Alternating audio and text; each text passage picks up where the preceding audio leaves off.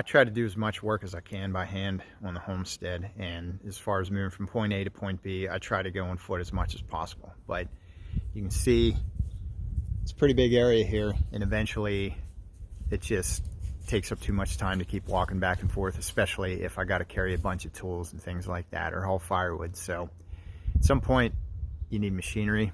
Frank, he's almost 14, being a lazy old hound dog. If I'd ever try to hook him up to a harness, there's no way he would pull any sort of sled. So I gotta get machinery. Are you cold, Frank? A tractor's probably the most useful piece of machinery that I've found on the homestead, but sometimes just smaller jobs require smaller equipment and things like that. A lot of guys like side-by-sides, and I know they're very useful. At the present moment, I can't afford a side-by-side, so I got a four-wheeler, and with some modifications, I've been able to make do, and it's actually quite handy.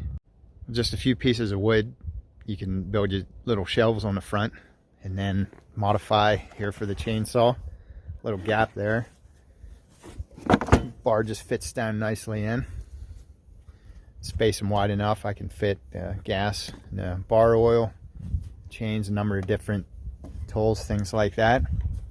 And also on the back, little shelf on the back there too, fit an assortment of tools that I need. You can attach eyelets here if you need to strap things down or use bungee. The maintenance is minimal, doesn't burn very much gas, and this thing's great for just being able to maneuver through the woods and places like that where it's hard to get a tractor through.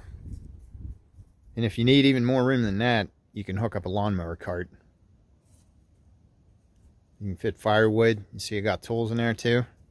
Now, one thing with that, you can't take the turns too sharp. You can see there's not much of a gap there, but I'm eventually going to modify this once I get around to it. Just going to attach a piece of board there, draw the tongue out a bit. So I don't know when I'll get around to that. Right now, I just don't take the turns too sharp. And this thing is great.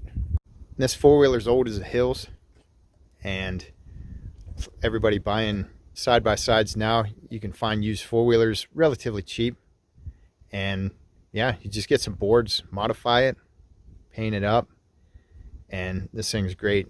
It's great going through the woods, tight spaces. Another option as well is older vehicles. This car, it has about 200 and something thousand miles on it. Still runs great. And just with having the trunk space in the back seat things, I use this a ton around the homestead. And just like with the tractor, places I can't get the tractor through and can't get the car through, I use a four-wheeler with the cart, or without the cart, either one, to just get through. So, you know, different machinery for different jobs, different tool, you know, the right tool for the right job type thing. Another thing with these vehicles is I'd worked on an organic farm for a while, and just to get back and forth from the farm, different fields and things, we had old vehicles, some of them probably older than me. Power steering didn't work on some of them, so it was tough. But we had minivans, pickup trucks, you name it, just anything. An old used vehicle for a couple $100 that you can just beat around, and you don't need license or insurance or stuff on them if you're just going to have them on the farm.